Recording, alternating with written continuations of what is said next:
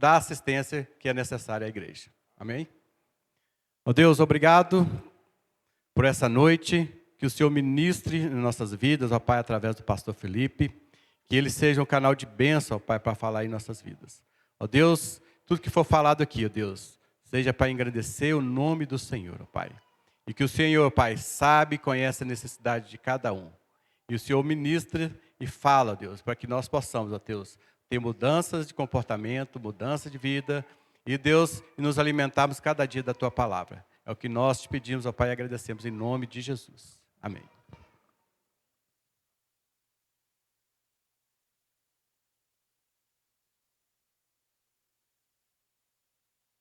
Boa noite, irmãos, graça e paz.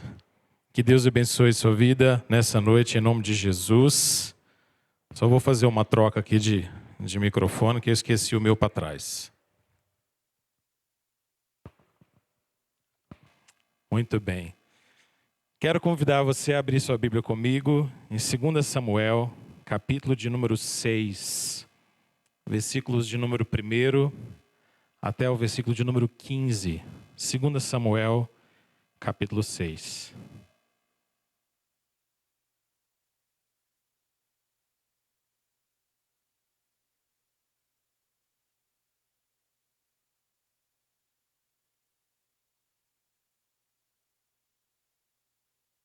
Segundo Samuel, capítulo de número 6. Pergunta que eu e você podemos fazer, e talvez essa seja uma das perguntas mais importantes que existem, é a seguinte: como homens pecadores, como eu e você podemos nos achegar diante de um Deus santo? Essa talvez seja a pergunta mais importante de todas. Quando nós pensamos em Deus, quando pensamos em adoração, quando pensamos no louvor que é devido ao Senhor, essa pergunta precisa, de fato, ressoar no nosso coração. Como homens pecadores, como eu e você, podemos nos achegar diante de um Deus santo? Talvez a gente pudesse pensar que todas as religiões do mundo, ou toda a maneira de abordar a Deus, se divide em apenas dois caminhos. O primeiro caminho é o das religiões que dizem, e todas elas dizem, com exceção do Evangelho, você precisa fazer algo para que você de fato agrade a Deus e cumpra algo que Deus exige de você e ofereça algo a Deus, para que então Deus possa amar você e te entregar algo de volta. Esse é o tipo de mentalidade que vai nos fazer pensar que a religião é aquilo que nós fazemos para que possamos tornar Deus favorável a nós em alguma medida, ou de alguma forma. É o tipo de pensamento que vai dizer que, no final das contas, a nossa salvação depende daquilo que nós fazemos diante de Deus, para que então Deus nos deva algo, e então Ele possa nos salvar. Mas de outro lado está o Evangelho. E o Evangelho diz algo bem diferente disso. Porque o Evangelho diz que um Deus que foi ofendido pelo nosso pecado terrível, tomou a iniciativa de Ele mesmo nos dar o sacrifício perfeito de seu Filho Jesus, para que por meio desse sacrifício nós pudéssemos nos achegar a Ele e ter vida eterna e salvação. De tal maneira que o Evangelho não é sobre aquilo que eu e você podemos fazer para agradar a Deus. Não é sobre nossas boas intenções, não é sobre nossas virtudes, não é sobre a nossa vida perfeita, mas é sobre aquilo que Deus fez a nosso respeito para nos salvar e redimir. A história que nós vamos ler agora aqui em 2 Samuel 6 é uma história que fala sobre adoração. É uma história que fala sobre a presença de um Deus santo. E como homens, pecadores, assim como eu e você, podemos nos aproximar desse Deus santo. Olhe comigo na sua Bíblia então, 2 Samuel, capítulo 6, versículo 1. Diz assim a palavra do Senhor: tornou Davi a juntar todos os escolhidos de Israel em número de 30.000. Dispôs-se com todo o povo que tinha consigo, partiu para Baalá de Judá, para levarem de lá para cima a arca de Deus. sobre a qual se invoca o nome do Senhor dos Exércitos, que se assenta acima dos querubins. Puseram a arca de Deus num carro novo e a levaram da casa de Abinadab, que estava no outeiro, e Uzá e Aiô, filhos de Abinadab, guiavam um carro novo.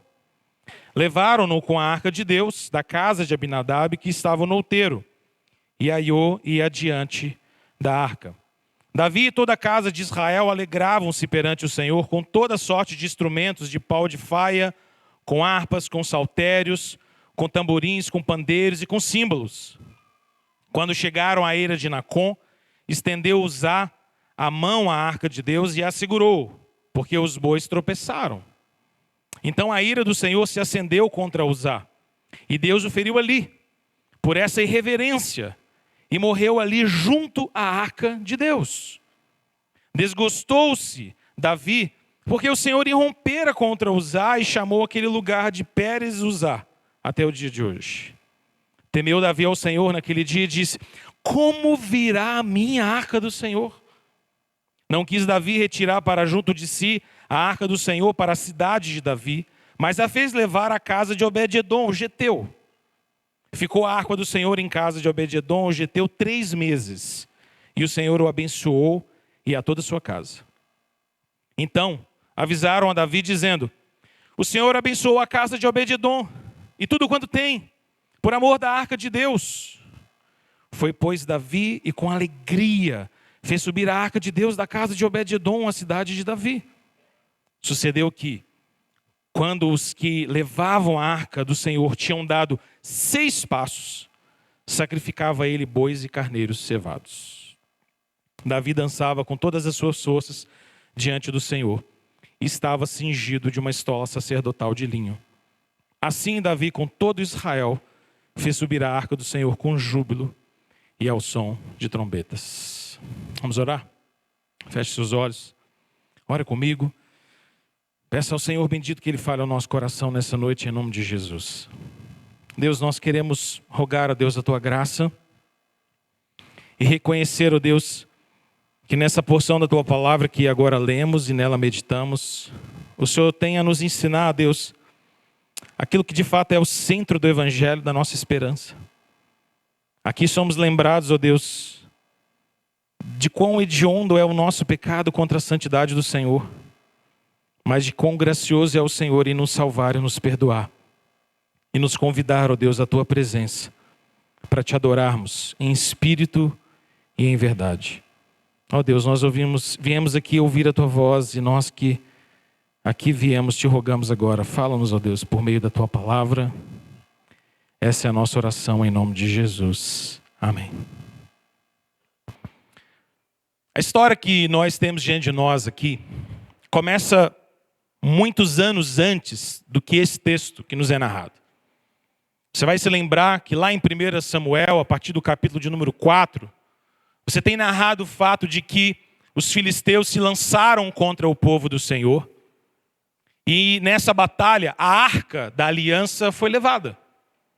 A arca da aliança foi levada cativa pelos filisteus. E eles levaram essa arca para a sua própria terra. Mas quando eles levaram, a ira do Senhor se acendeu sobre eles. O próprio Deus defendeu a arca da sua aliança, e trouxe juízo sobre aqueles homens inimigos do povo do Senhor. Então os próprios filisteus, inimigos de Israel, desistiram de ter a arca da aliança, que ficava no tabernáculo, que ficava no Santo dos Santos, em sua posse, e a devolveram. Nós não queremos mais, porque o juízo de Deus estava sobre eles. Essa arca vai parar na casa de um homem, do qual esse texto se refere, um homem chamado Abinadab. E a arca permanece lá durante muitos anos.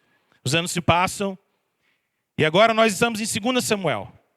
2 Samuel começa a nos contar a história, como depois da morte de Saul, depois que Deus retirou o trono e o reino de Israel das mãos de Saul, que era seu rei, Deus então agora passa o seu trono a Davi. E Davi se torna rei de Israel. Davi então recebe essa incumbência, essa vocação, esse chamado, e assume de fato como rei do povo do Senhor.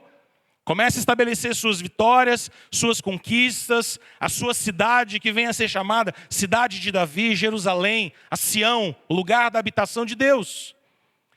E então no texto que nós lemos, nós encontramos Davi tomando uma importante decisão. Davi decide que é a hora de trazer a Arca da Aliança de novo para o meio do povo do Senhor.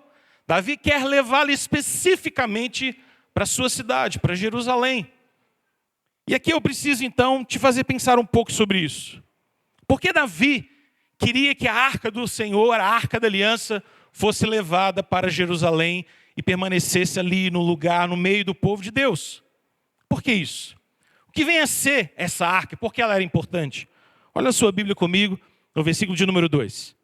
O versículo de número 2 nos lembra que a Arca da Aliança, ou a Arca de Deus, era aquela peça, aquele móvel que ficava no lugar mais santo do tabernáculo e mais tarde do templo. Essa arca era basicamente, por assim dizer, uma caixa feita de madeira, revestida de ouro por fora e por dentro. E dentro dessa grande caixa de madeira ficavam as tábuas da aliança, os mandamentos de Deus, os 10 mandamentos, as pedras da aliança. Essa arca tinha 4 argolas. Em cada uma das suas pontas você tinha uma grande argola, para que você pudesse passar uma vara por aqui e uma vara por lá, de tal maneira que ela pudesse ser carregada sem ninguém tocá-la. Ninguém deveria tocar e ninguém poderia tocar nessa arca. Somente aqueles que descendiam da casa de Arão e que fossem sacerdotes podiam se achegar ao Santo dos Santos, onde essa arca ficava, e contemplá-la. Você vai se lembrar também que essa arca, que é essa caixa dourada, ela tinha uma tampa. Essa tampa era conhecida como o propiciatório. Ficava ali então aquelas 2 imagens de anjos do Senhor, de querubins. E era exatamente neste lugar que Deus manifestava a sua graça e a sua presença. O versículo de número 2 diz que é sobre ela que se invocava o nome do Senhor dos Exércitos, o Deus que se assenta acima dos querubins. Aquela peça do tabernáculo, ela tinha grande significado para o povo do Senhor. Porque era ali, naquele lugar, no Santo dos Santos, dentro do tabernáculo, que Deus manifestava a sua presença. A arca é como que a gente pudesse dizer a manifestação física, o lembrete físico, o selo físico da presença gloriosa e poderosa de um Deus santo. A arca ter sido levada pelos inimigos era algo terrível. A arca estar distante do povo do Senhor era algo terrível. E agora Davi quer que a arca se achegue de novo à sua cidade. O que Davi quer no final das contas com isso? Davi quer que é o símbolo da presença de Deus. Davi quer a arca ali, bem cuidada, reservada, guardada, mais tarde colocada dentro do templo. Esse lugar onde Deus se manifesta ao seu povo. Interessante porque a palavra de Deus nos diz, por exemplo, em Números 4, versículos 15 em diante, de que a arca de Deus era tão santa, a arca da aliança era tão separada, que aqueles que não pertenciam ao sacerdócio não podiam nem sequer vê-la, tampouco tocá-la, tampouco movê-la sem que seguissem as leis de Deus. Ninguém podia simplesmente pegar essa arca, encostar a mão nela e levar. É só uma caixa. Não. Era a manifestação da presença gloriosa de Deus. E Davi então decide que essa arca precisa ser levada para Jerusalém. É interessante porque o texto nos diz que houve certo cuidado para isso acontecer. Olha na sua Bíblia, por exemplo, o verso número 3. O texto diz que foi escolhido ou preparado um carro novo. E aqui por carro, entenda, não carro nosso, tá bom? Mas um carro de bois. Para quem já andou ou tem as suas andanças de roça, sabe bem o que é, não é? Aquela carroça reta e 2 bois presos na frente. E basicamente o que eles fazem é escolher um carro novo, colocar a arca sobre ele, e então eles começam a caminhar, e tem à sua frente ali Uzá e Aiô, que eram filhos de Abinadab. A arca está sendo levada. Vamos levar. Na mentalidade deles, os preparativos tinham sido feitos. Vamos colocar a arca sobre um carro de boi, vamos levando, 2 pessoas vão guiando, tocando os bois e acompanhando, até que a gente chegue à cidade de Davi e a arca possa ser colocada lá. Aparentemente, estava tudo certo. Aparentemente, estava tudo no seu devido lugar. O texto nos diz, por exemplo, no versículo de número 5, que Davi, assim como todas as outras pessoas que estavam com ele, começaram a se alegrar. Todo mundo começou a fazer festa.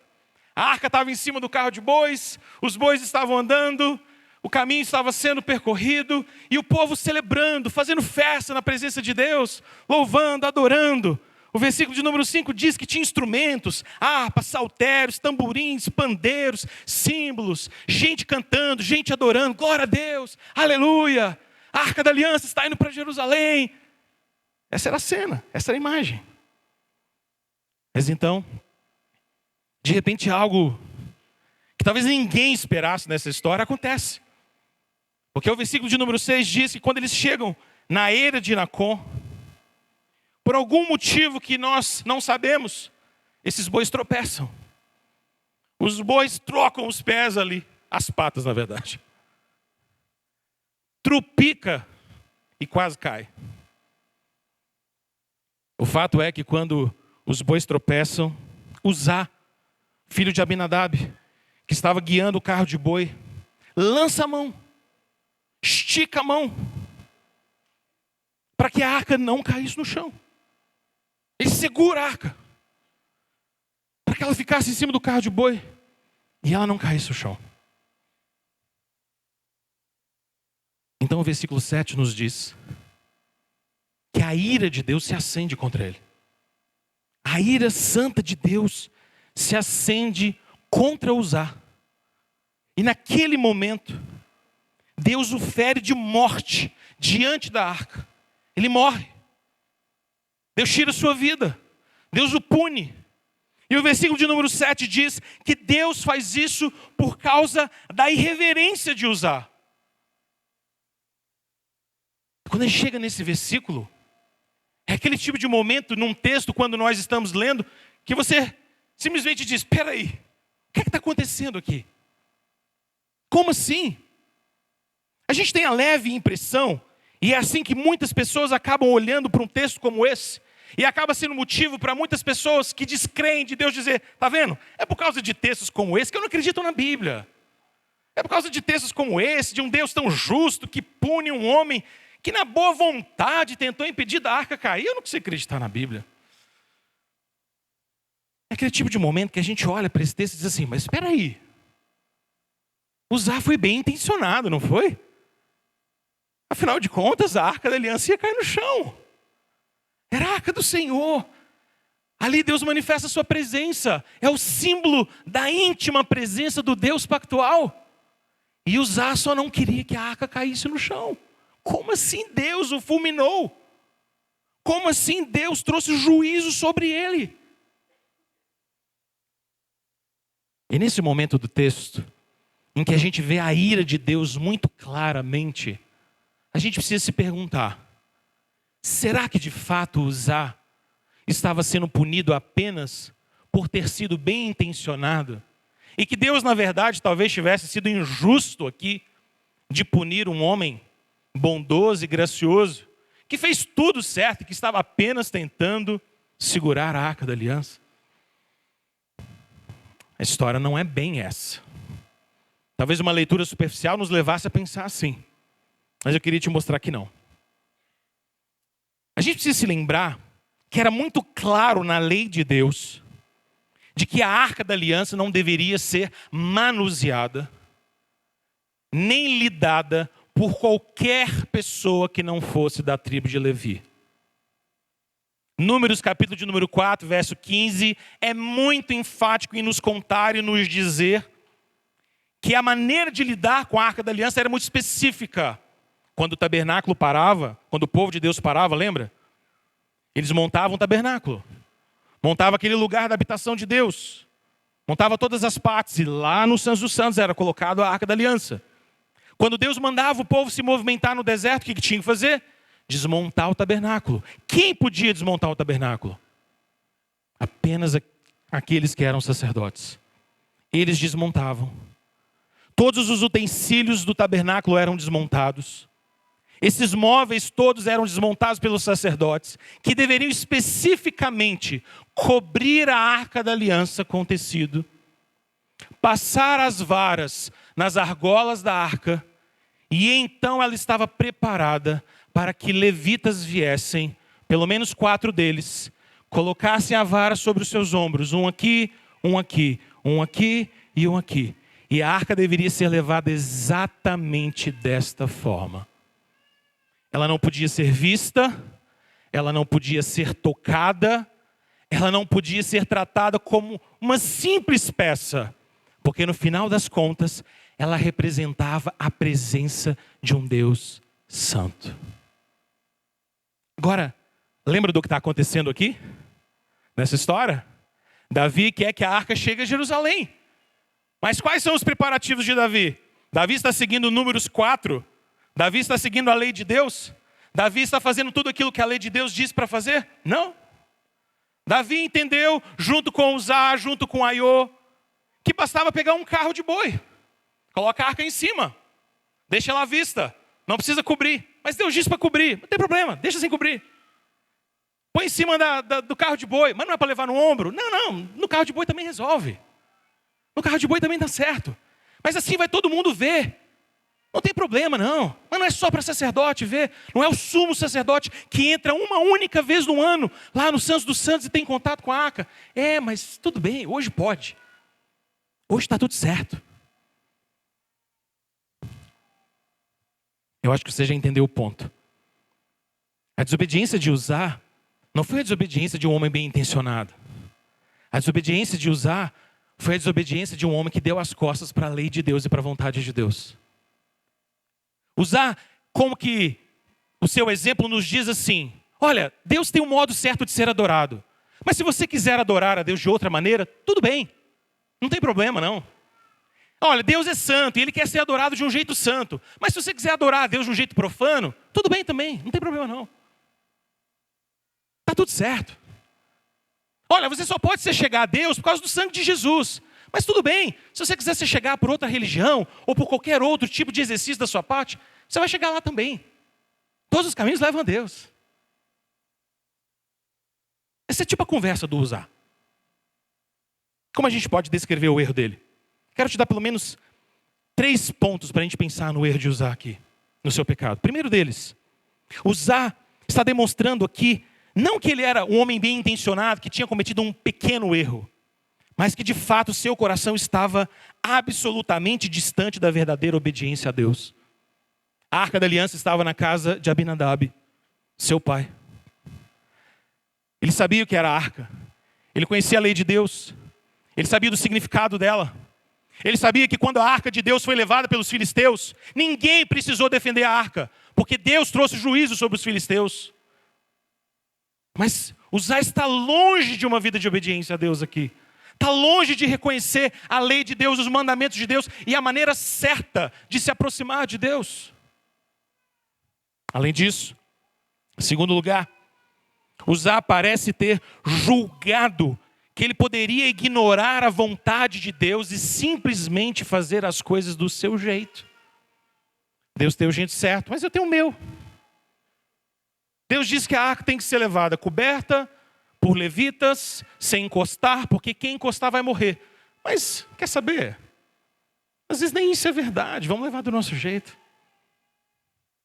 A palavra de Deus era tão clara em dizer que se alguém tocasse na arca, morreria. Mas Uzá parece julgar que pode ignorar a vontade de Deus e fazer do seu jeito. É curioso, porque quando você abre a sua Bíblia lá em 1 Samuel, capítulo de número 6, verso 7, você vê que quando os filisteus roubaram a arca, sabe como eles roubaram, os filisteus? Pegaram um carro de boi novo, colocaram a arca em cima do carro de boi e roubaram. Não é engraçado?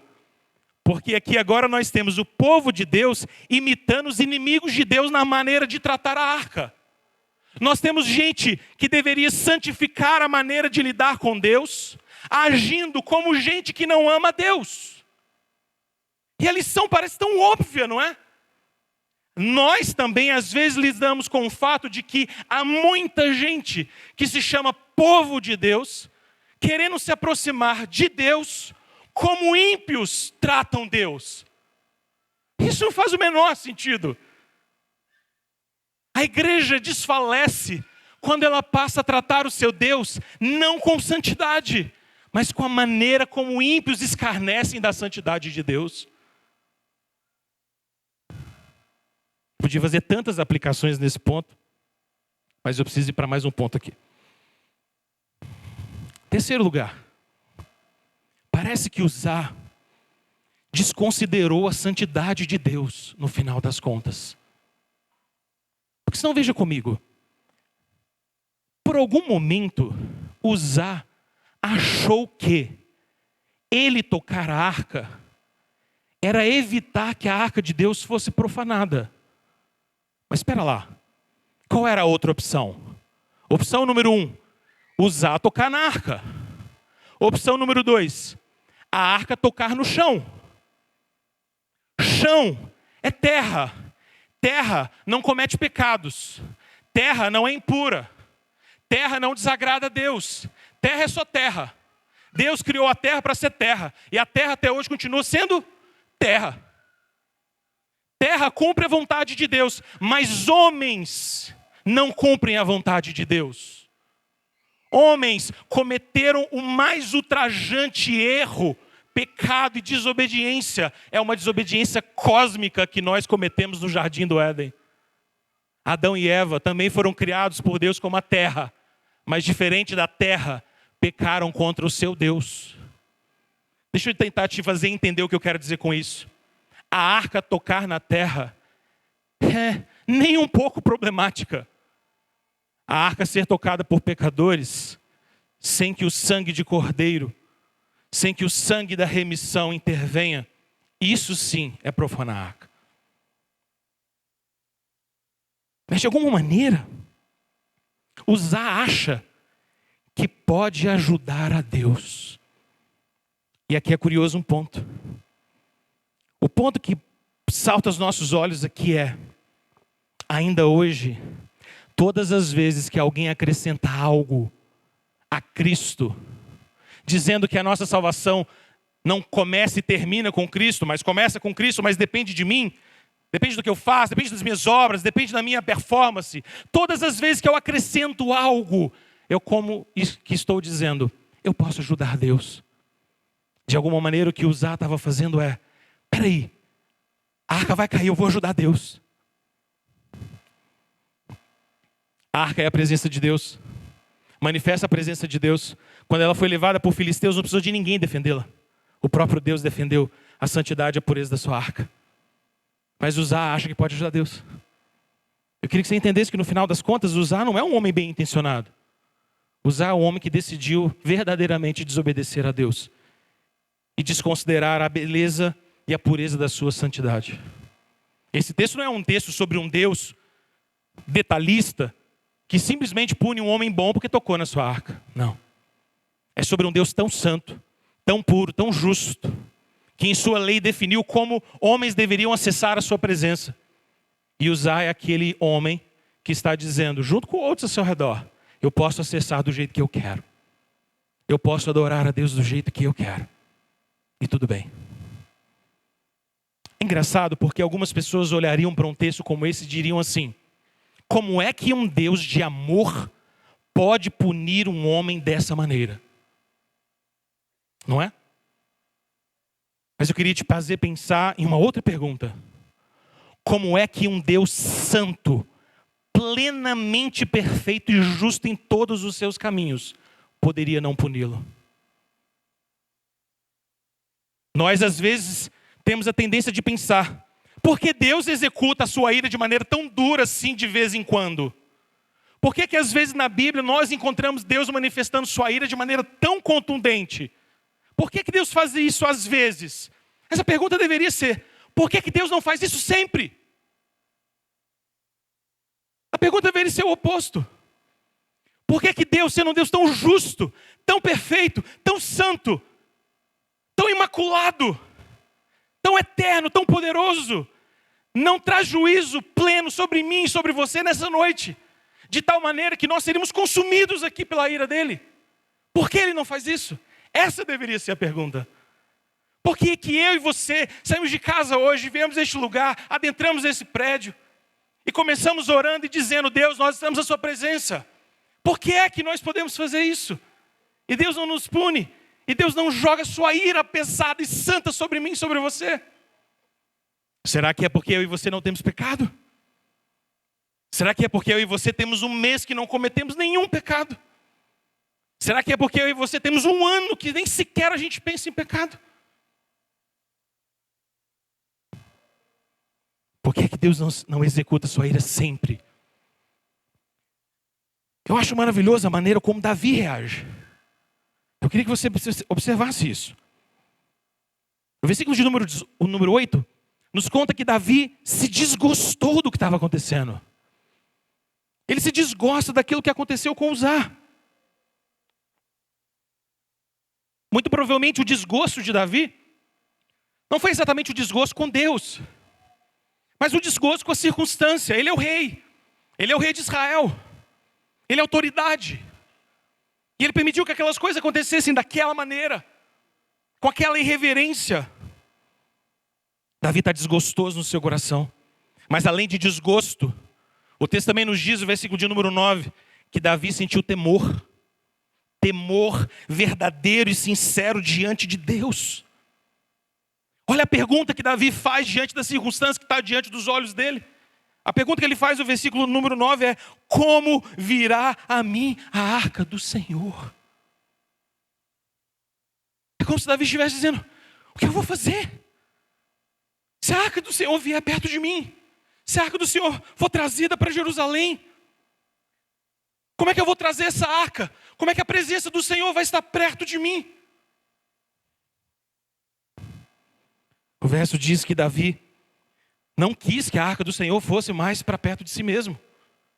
Ele desistiu de levá-la para a cidade de Davi e deixou no meio do caminho, numa casa mais próxima, possivelmente de um homem que talvez fosse um levita. Mas é descrito na Bíblia como um geteu. Estava ali na cidade de Gate.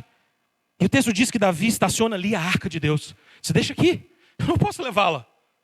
Você consegue compreender o que está acontecendo aqui? Qual é a reação de Davi? Davi está dizendo: peraí, Deus é mais justo do que talvez eu tenha imaginado que Deus era.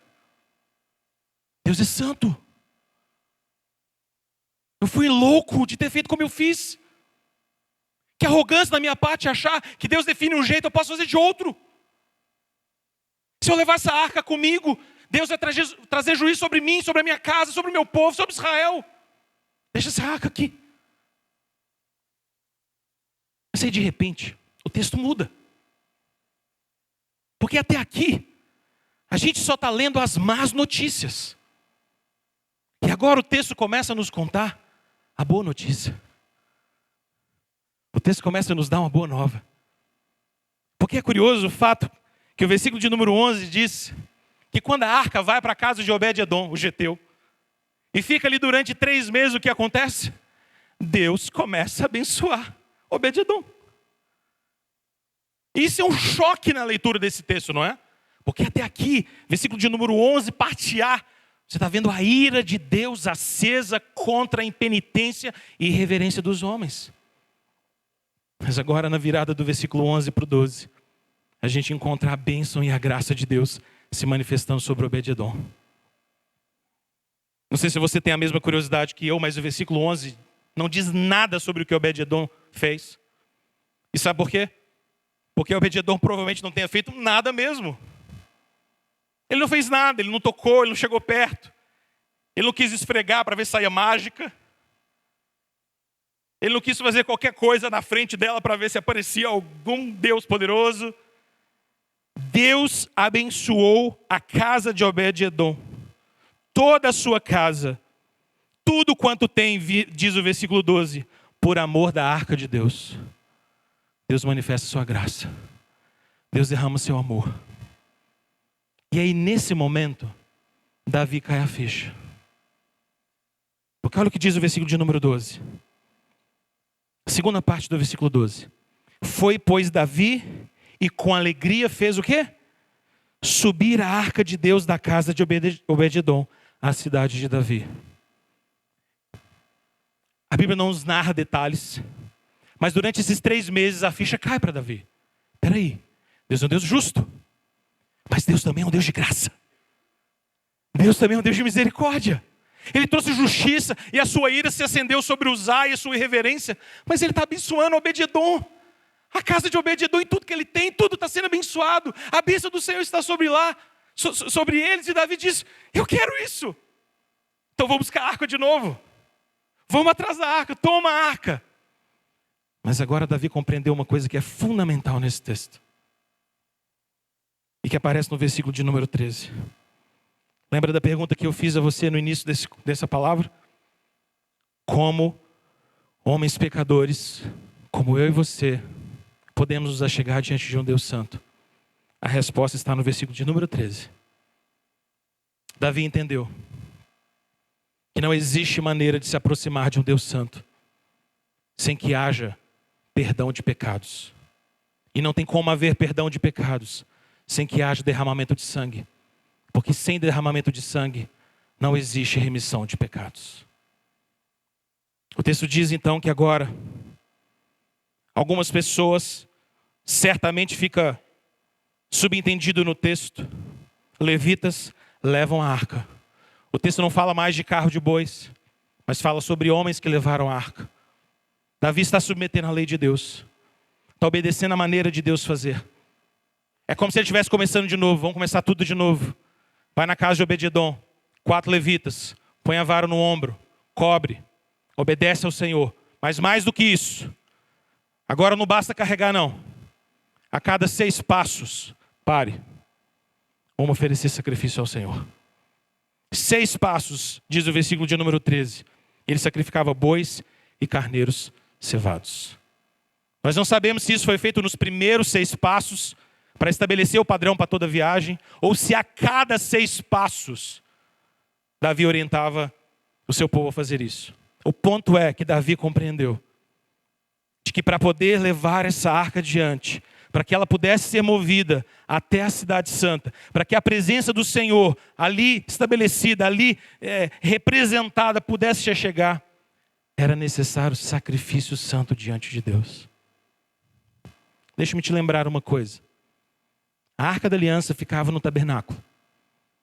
O lugar específico da Arca da Aliança era no Santo dos Santos. Ninguém, a não ser o sacerdote, o sumo sacerdote, podia se chegar ao Santo dos Santos. Todos os demais sacrifícios e ofertas em Israel eram feitos fora do Santo dos Santos. Só podia se entrar no Santo dos Santos uma vez, a cada ano, no dia da expiação. O sumo sacerdote entrava lá dentro. Se chegava à presença de Deus e aspergia o sangue da redenção pelo perdão de pecados de si mesmo e de todo o povo. E aspergia sobre a tampa em cima da arca, sobre a propiciação, o lugar da propiciação. Ao fazer isso, era como que ele estivesse dizendo e manifestando o juízo de Deus sendo coberto pelo sangue redentor. Lembra o que tinha dentro da arca? Os mandamentos, a lei de Deus, a lei perfeita. E o que era feito acima da arca? O sacrifício pelos nossos pecados. Deixe-me tentar deixar isso ainda mais claro do ponto que esse texto está nos dizendo. Davi compreendeu que a única maneira de pecadores como eu e você nos achegarmos diante de um Deus santo é por causa do sacrifício perfeito que foi feito em nosso lugar. Talvez Davi não pudesse entender naquele momento ainda todo o significado de se oferecer bois e carneiros cevados. Por que sacrificar bois e carneiros? Por que isso resolvia o problema do pecado e nos trazia perdão? Talvez Davi não tivesse como ter toda a convicção e clareza disso tudo, mas eu e você podemos. Eu e você podemos hoje ter toda a clareza do significado desse sacrifício. Eu queria que você abrisse sua Bíblia comigo. Em Hebreus, capítulo de número 10, versículo de número 11 e 12. Porque Hebreus 10 diz a nós o seguinte: ora, todo sacerdote se apresenta dia após dia a exercer o sacrifício, o serviço sagrado, e a oferecer muitas vezes os mesmos sacrifícios, que nunca, jamais podem remover pecados. Eles sempre fazem isso, eles sempre ofereciam sacrifícios, mas eles não podiam remover pecados. Verso 12, Jesus, porém, tendo oferecido para sempre um único sacrifício pelos pecados, assentou-se à destra de Deus. Você consegue compreender o que está acontecendo nessa história, então? Eu e você podemos nos achegar diante de um Deus santo para adorá-lo por causa do sangue precioso do Cordeiro Jesus. Não existe outra maneira pela qual pecadores podem se achegar a Deus. Só Ele nos dá o caminho. Só Ele preparou o caminho para nós. E agora eu e você podemos fazer isso com alegria, com intrepidez, mas por Cristo, por meio dEle. Olha o que diz o versículo 19 de Hebreus 10.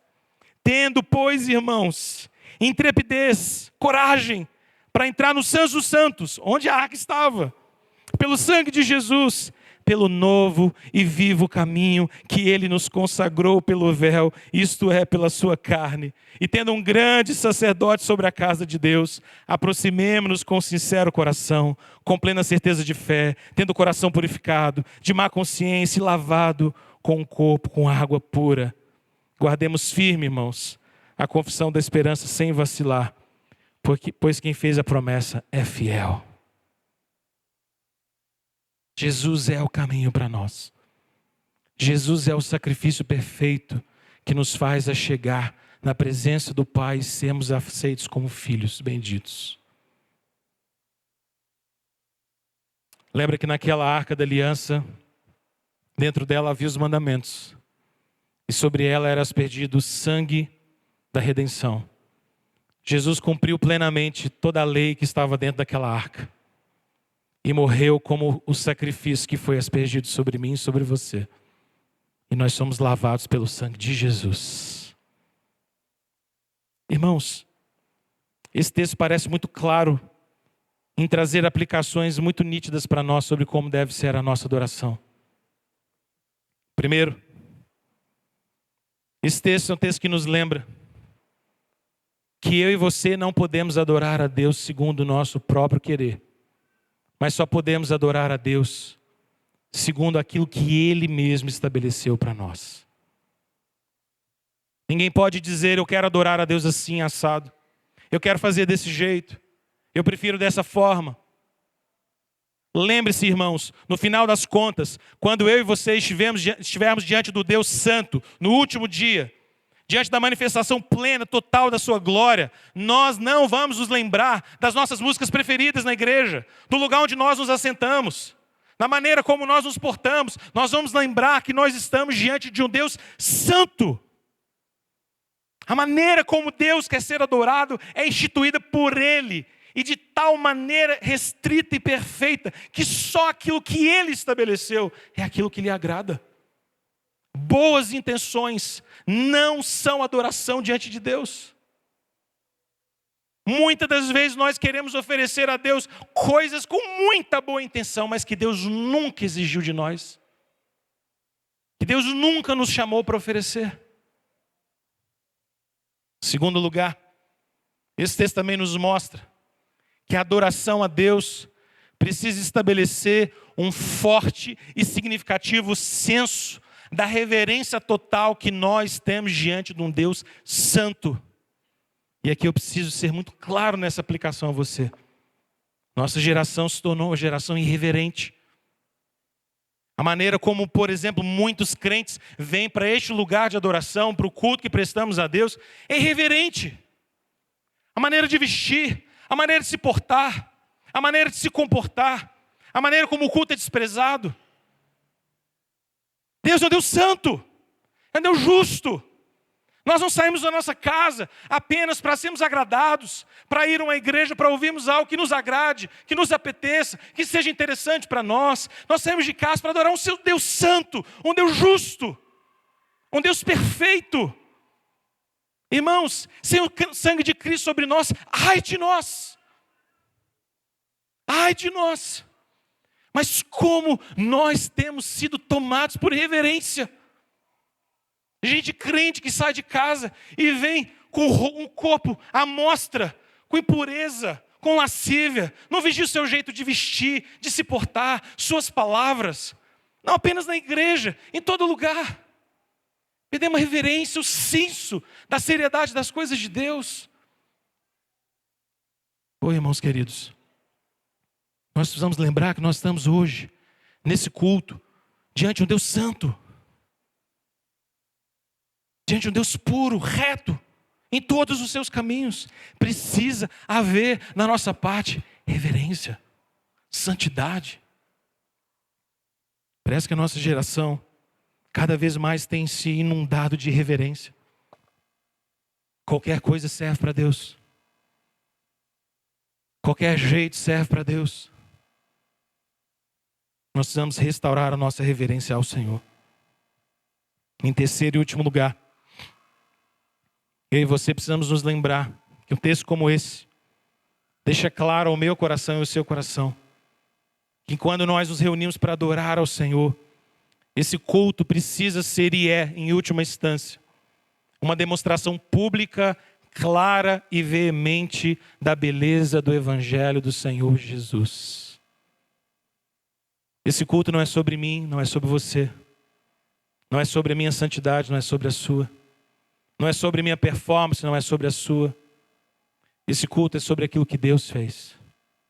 Quem nos chama à sua presença é o próprio Senhor. E aquele que nos chama à sua presença preparou um caminho para nós. Hoje você não veio aqui trilhando as ruas de Eldorado. Hoje você veio aqui trilhando o caminho perfeito que é Jesus. Porque você só pode adorar o Senhor por causa dele. Você só pode estar diante de um Deus santo porque existe um sangue santo que cobre você. Só por causa disso. Sem o sangue de Jesus, nós seríamos fulminados aqui essa noite. Já teria acontecido, inclusive. Mas o sangue de Jesus nos purifica de todo pecado. Nos achega à presença de Deus. Lembre-se disso. Lembre-se disso porque o coração do Evangelho, o centro do Evangelho, daquilo que nós pregamos e que a Escritura diz tão claramente, o Evangelho é a obra perfeita de Deus em Cristo Jesus, por ter Deus nos enviado o seu próprio Filho para morrer pelos meus pecados e os seus pecados e nos dar a vida eterna. E absolutamente nada, absolutamente nada pode ser somado ao sacrifício perfeito de Cristo Jesus. Todas as vezes que nós tentarmos somar algo, aquilo que Cristo fez por nós, nós seremos como Uzá, querendo ajudar Deus, quando Deus é quem está nos salvando por sua graça. É sobre Deus, é sobre o que Ele fez, é sobre sua graça. Que Deus possa trazer clareza disso ao nosso coração e nos fazer adorar ao Senhor em espírito e em verdade. Vamos orar? Feche seus olhos, vamos falar com Deus. Quero convidar a nossa equipe de Ministério de Louvor para a gente continuar adorando ao Senhor agora, cantando mais uma vez. Fale com o Senhor agora.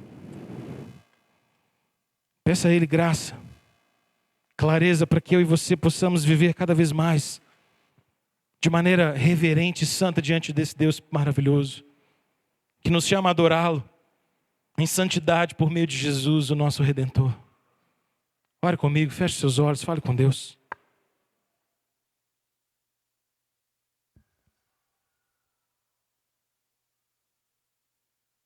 Ó Deus, nós te louvamos, Pai. Porque assim como Uzá, todos nós pecamos e carecemos da glória do Senhor. E a justiça do Senhor recairia sobre nós de maneira tão perfeita, tão santa, não fosse, ó Deus, o sangue de Jesus que nos cobre e nos livra de todo pecado. Davi foi lembrado disso, Senhor, e ofereceu sacrifício a cada 6 passos. E reconheceu para que ele pudesse abraçar a tua graça. Ele precisa reconhecer o seu pecado. E saber que a ira santa do Senhor vem sobre toda a impiedade. Mas o Senhor, que é Deus justo, é também Deus justificador. O Senhor que pune o pecado é também o mesmo Deus de amor e graça que nos deu seu Filho Jesus para morrer em nosso lugar. De tal maneira, Deus, que a justiça santa do Senhor recaiu sobre Jesus, para que sobre nós pudesse recair o teu amor. E nós te damos graça, Deus. Te damos graça, porque o Senhor não nos trata segundo a nossa iniquidade, mas o Senhor nos dá a vida eterna por meio do Senhor Jesus. Nós te louvamos por isso, ó Pai. Faz-nos lembrados, ó Deus, sempre que nos achegarmos diante do Senhor e a todo tempo que andamos diante da tua face, Senhor, que nada merecemos de nós mesmos, que nada podemos acrescentar à nossa salvação. Tudo vem de ti, Senhor. Tudo volta para ti no final das contas, porque a salvação pertence ao Senhor. Glória, pois, seja ao teu santo nome, Deus. Nós te louvamos, ó Deus. Acenda, ó Pai, no nosso coração o fogo da reverência, Senhor, para que haja no meio deste povo, desta igreja, uma santa reverência por tua face, Deus. Saber que tu és um Deus santo, que nós não podemos nos aproximar do Senhor como quem zomba da tua presença, mas reconhecer que tu és santo, santo, santo, santo Deus. Nós te adoramos nessa noite, ó Deus, e rogamos de ti, toma o nosso coração em tuas mãos. Assim oramos, Pai, em nome de Jesus, amém. Vamos ficar em pé, vamos adorar o Senhor, vamos cantar a Ele.